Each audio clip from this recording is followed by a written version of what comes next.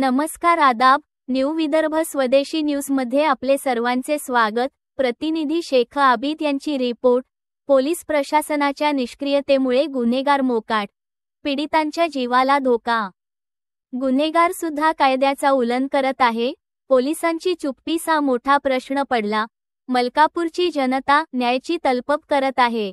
दिनांक 6 जून 2025 रोजी मलकापूर पोलीस स्टेशनमध्ये दाखल झालेल्या गुन्हा क्रमांक 351/25 भादनवी कलम 115, 2, 118, 2, 3, 5 अंतर्गत गंभीर स्वरूपाचा गुन्हा असूनही संबंधित आरोपी अद्याप मोकाट फिरत आहेत।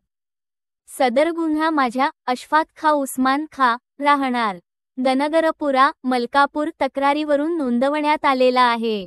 या गंभीर प्रकरणात आरोपींनी आम्हाला जीवे मारण्याच्या धमक्या दिल्या असून तक्रार मागे घेण्यासाठी दबाव टाकत आहेत।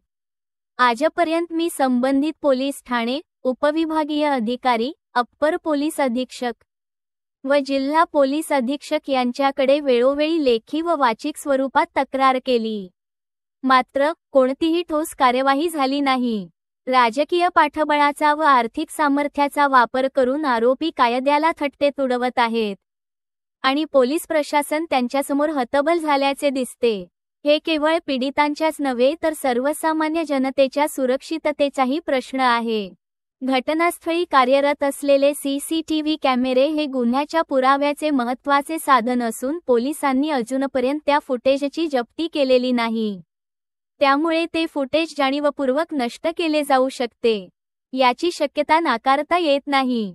अशा स्थितीत IPC कलम 201 अंतर्गत आरोपींवर पुरावे नष्ट करण्याचा स्वतंत्र गुन्हा दाखल होणे आवश्यक आहे। माझ्या मागण्या: 1. आरोपींना तात्काळ अटक करण्यात यावे। 2. मला व माझ्या कुटुंबियांना पोलीस संरक्षण प्रदान करण्यात यावे। 3. पोलीस अधिकाऱ्यांच्या निष्क्रियतेची चौकशी करून कारवाई करण्यात यावी। 4. घटनास्थळी असलेले सीसीटीव्ही फुटेज तातडीने जप्त करून सुरक्षित करण्यात यावे। जर तात्काळ कार्यवाही झाली नाही तर मानवाधिकार आयोग, माननीय उच्च न्यायालय आणि राज्य पोलीस महासंचालनालय यांच्याकडे तक्रार दाखल करावी लागेल। लोकशाहीत न्याय मिळवण्यासाठी जर रस्त्यावर उतरावं लागलं तर ती वेळ येऊ नये हीच अपेक्षा। अशफाक खा उस्मान खा राहणार दनगरपुरा मलकापूर जिल्हा बुलढाणा।